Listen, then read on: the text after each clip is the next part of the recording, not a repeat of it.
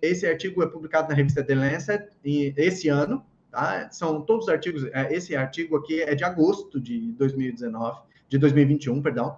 Então, é um artigo, né, muito recente, falando em relação ao sistema respiratório na Covid-19. Então, a repercussão da Covid-19 no sistema respiratório. Tudo bem, nós já sabíamos que é um vírus que causa SARS, né? Então, a síndrome respiratória aguda grave é clássico desse tipo de vírus. Então, tudo bem, isso não assustou muito, mas as repercussões nos outros sistemas é que começaram a assustar. Por exemplo, o próximo artigo é um artigo da revista Kidney International, que mostra a repercussão da Covid-19 nos rins, ok? Aí, avançando, depois, alguns até chamaram a Covid-19 de uma doença hematológica, de uma doença vascular, tá? Hematoinflamatória, tá? Aqui, eles usaram até o termo tromboembolítica imunoinflamatória, tá?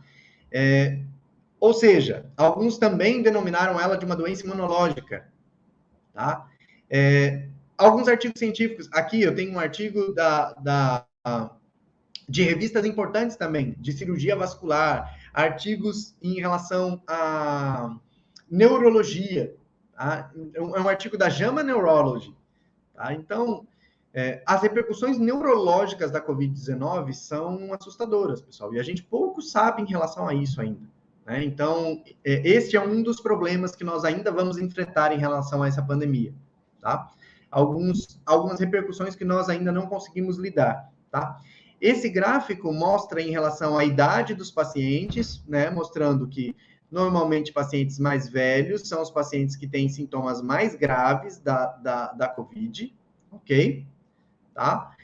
O mais severo, né, que está aqui em laranja, é o que tem mais idade normalmente. Então, sim, um indivíduo mais idoso, quanto mais idoso for esse indivíduo, maior a chance de severidade da doença.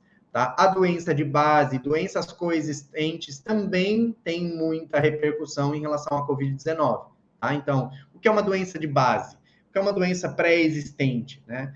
Por exemplo, um indivíduo que já era diabético e hoje está com Covid-19, ele tem uma repercussão diferente da doença. Ele já era hipertenso, ele já tinha doença cardiovascular, ele já era dislipidêmico, obeso, tinha síndrome metabólica. Então, esse tipo de doença também vai repercutir no tipo de sintoma que o paciente vai ter. Se ele é um sintoma mais leve, se ele é um sintoma mais grave, e o tipo de...